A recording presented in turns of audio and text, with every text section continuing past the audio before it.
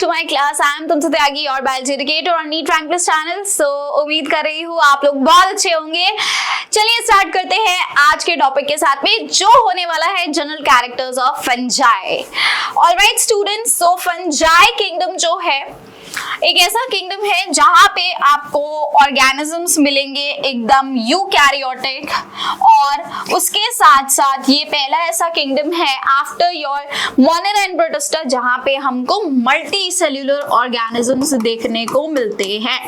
So let's understand about fungi students. Fungi जो है कैसे ऑर्गेनिजम्स हमको यहाँ पे मिलते हैं? We will find multicellular organisms here. ठीक है, हमको मल्टी सेल्यूलर ऑर्गेनिज्म मिलते हैं, साथ में यहाँ पे सारे के सारे ऑर्गेनिजम्स यूकैरियोटिक हैं, यानी कि इन सभी के पास एक प्रॉपर न्यूक्लियस होने वाला है।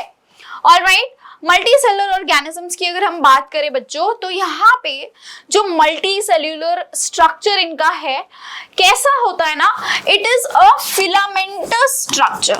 कैसा होता है? एक फिलामेंटस स्ट्रक्चर है। फिलामेंट्स यानी धागे की फॉर्म में होता है, ऐसे thread like we can say filamentous, यानी कि थ्रेड लाइक स्ट्रक्चर यहाँ पे ये रहता है, धागे जैसा स्ट्रक्चर। ठीक है, नाउ अगर मैं इस स्ट्रक्चर को थोड़ा सा आपको एक्सप्लेन करूं तो एग्जैक्टली ये कुछ इस तरह नजर आता है स्ट्रक्चर। यहाँ पे आपको अंदर की तरफ मिलेंगे न्यूक्लियस, ये जो सेंटर में मैंने बनाया, this is what, this is nucleus, और ये यहाँ पे it will be completely filled with the cytoplasm. Fine, अब बात करते हैं ऑर्गेनिजम्स के हैबिटेट की। तो ये कहाँ पाए जाते हैं बेटा? They are again found on a lot of places. आप जहां देखो ये आपको मिल जाते हैं, जैसे कि on the log of would. ठीक है, लकड़ी का तना देखना, कभी वहां पे फंगस उगी होती है ना।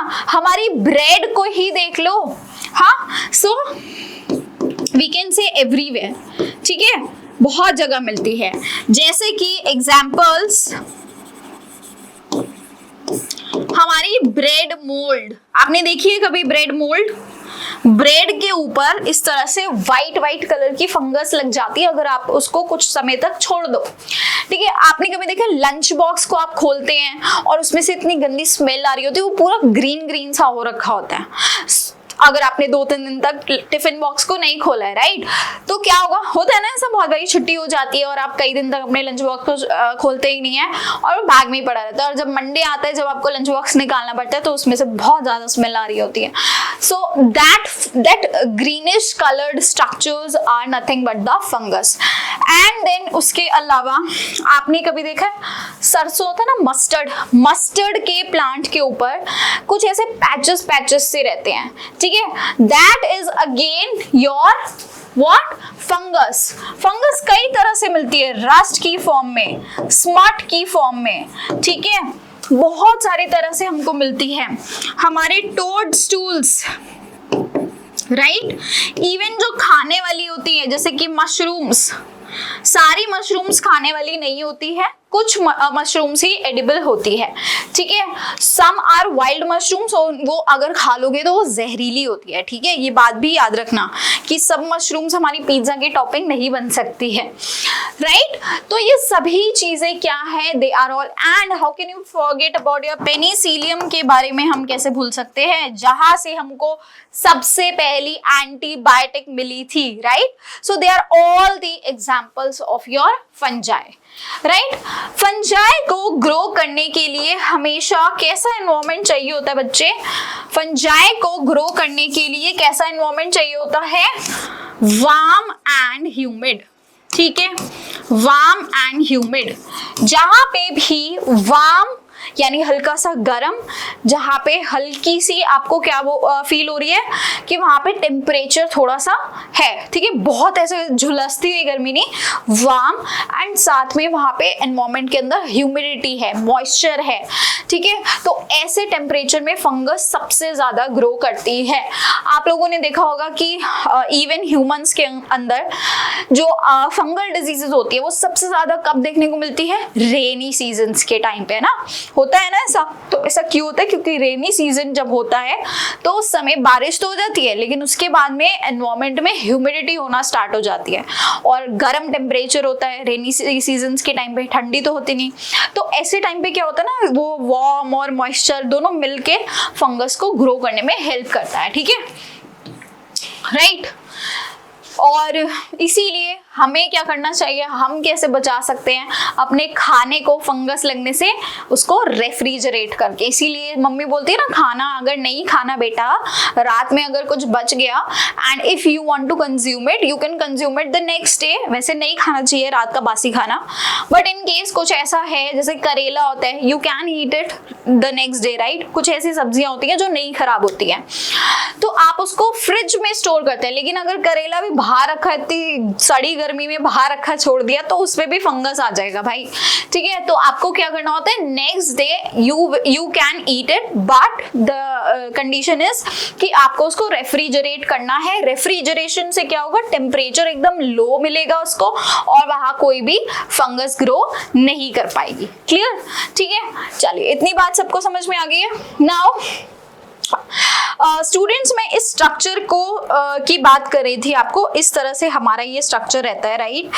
नाउ ये जो स्ट्रक्चर होता है, ये बेसिकली होता क्या है, ये जो स्ट्रक्चर रहता है इस तरह का, ये एक सिंगल जो मैंने थ्रेड जैसा स्ट्रक्चर बनाया, इसको ये सिंगल थ्रेड को बोलते हैं a single thread like structure is known as what, hyphae. क्या बोलते हैं इसको, is known as what, hyphae.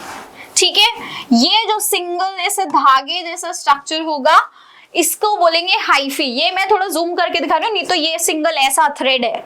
ठीक है, अब जब ये ऐसे इस तरह के कई सारे धागे एक साथ ऐसा नेटवर्क जैसा फॉर्म कर लेते हैं ना, इस तरह का नेटवर्क जैसा फॉर्म कर लेते हैं, ऐसे ऐसे ऐसे ऐसे ऐसे बहुत सारे धागे धागे धागे धागे आ गए।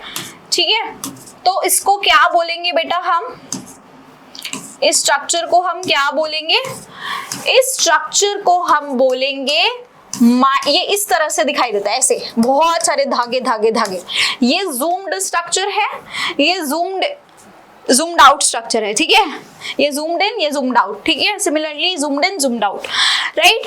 तो स्टूडेंट्स ये जो स्ट्रक्चर फॉर्म हुआ ना, नेटवर्क ऑफ हाइफी, जहां पे बहुत सारे हाइफी एक नेटवर्क बना रहे हैं, इसको हम क्या बोलते हैं, माइसीलियम। क्या बोलते हैं मेरे बच्चों, माइसीलियम। क्लियर? इस नेटवर्क को हम बोलेंगे माइसीलियम। इतनी बात सबको समझ में आ गई? चलिए नेक्स्ट। नाउ बेटा ये जो माइसीलियम होता है ना, एक्चुअली ये माइसीलियम कई बार आपको कैसा मिलता है, दो तरह से हमको ये माइसीलियम देखने को मिलता है। कैसा? Sometimes it is coenocytic and sometimes it is coenocytic, या फिर हम इसको बोल सकते हैं इट इज, मैं आपको सेप्टेट, ए सेप्टेट से समझा देती हूँ। Sometimes we call it as septate, ठीक है, and sometimes we call it as aseptate, right. ये जो ए सेप्टेट वाला होता है इसी को हम सिनोसिटिक भी कहते हैं। ठीक है, अभी क्या डिफरेंस है दोनों में ये समझते हैं। सो सेप्टेट के अंदर जो हाइफी हमारे होने वाले हैं उनमें हमको क्या मिलेगा, उनमें हमको क्या मिलेगा, सेप्टा। क्या मिलेगा बेटा, सेप्टा मिलेगा। Septa is present and aseptate के अंदर septa is absent. Aseptate यानी सेप्टा एब्सेंट, सेप्टेट यानी सेप्टा प्रेजेंट। इतनी बात समझ में आई? अब ये सेप्टा क्या होता है, सेप्टा इज बेसिकली, कई देखो सेप्टा शब्द ना कई बार आपको बायो में आगे सुनने को मिलेगा, ठीक है, 11वीं में भी 12वीं में भी। तो सेप्टा एग्जैक्टली क्या होता है कि आपका कोई भी चीज में अगर इस तरह से लाइनें लाइनें आ जाती है, बैरियर बैरियर आ जाते हैं, ठीक है, तो उस बैरियर को हम सेप्टा बोलते हैं। राइट, उस बैरियर को हम सेप्टा बोलेंगे। एंड यहाँ पे जो हमारी ये सेप्टा होती है, ये हाइफी के अंदर, जो मैं आपको हाइफी बता रही थी ना बच्चे, इस तरह से उसका पूरा का पूरा साइटोप्लाज्म डिवाइडेड है बीचों बीच, है ना। ये डायग्राम नहीं समझ में आ रहा तो वही अपना हाइफी वाला बना रही हूं मैं, ठीक है। मैंने आपको इस तरह से हाइफी बना के दिखाई थी। तो ये हाइफी के अंदर इस तरह से सेप्टा सेप्टा यानी डिविजन्स हमको देखने को मिलेंगी, और हमारे इसमें हर एक डिवीजन के अंदर एक एक सिंगल न्यूक्लियस इस तरह से दिखेगा, है ना। तो यूनिन्यूक्लिएटेड कंडीशन यहाँ पे इस तरह से फॉर्म हो जाती है। आया सबको समझ में? So septa is present, this is the septa, this is the septa, ये जो लाइन है यही सेप्टा है, राइट। अब ए सेप्टेट में क्या है? ए सेप्टेट में बेटा ये सेप्टा नहीं है ना, दिस सेप्टा इज एब्सेंट। तो यहाँ पे कोई डिवीजन नहीं है, और ये इस तरह से एक मल्टी न्यूक्लिएटेड कंडीशन फॉर्म हो जाती है। और मल्टी न्यूक्लिएटेड कंडीशंस को हम एक और नाम से जानते हैं, हम इसको सिनसाइशियम भी कहते हैं। क्या कहते हैं हम इसको? सिनसाइशियम। आई सबको बात समझ में? यस और नो?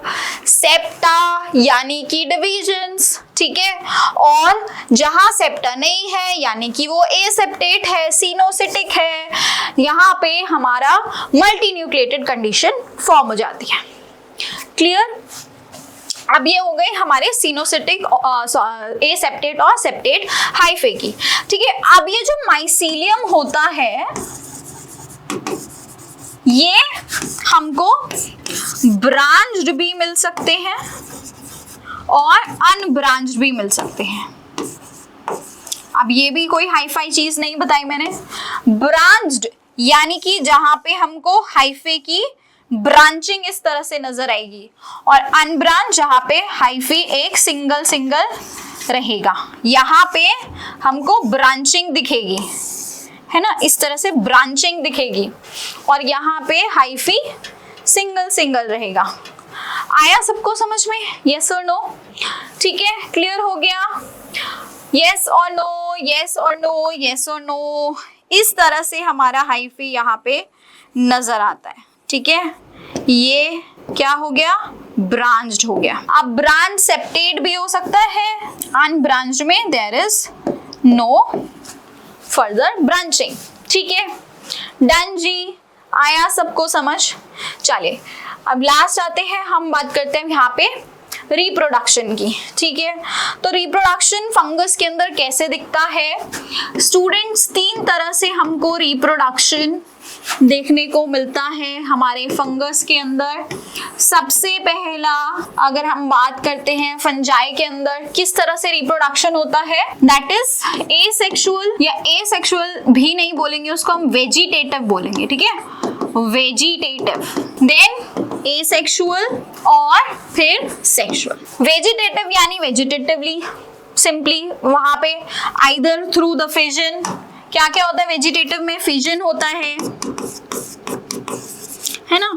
ये हमारी इस तरह से हाइफी है, ये ब्रेक हो गई 2 पार्ट्स में, और यहाँ से हमको 2 नई हाइफी मिल गई। सिमिलरली यहाँ से भी हमको इस तरह से हमको 4 हाइफी मिल जाती है।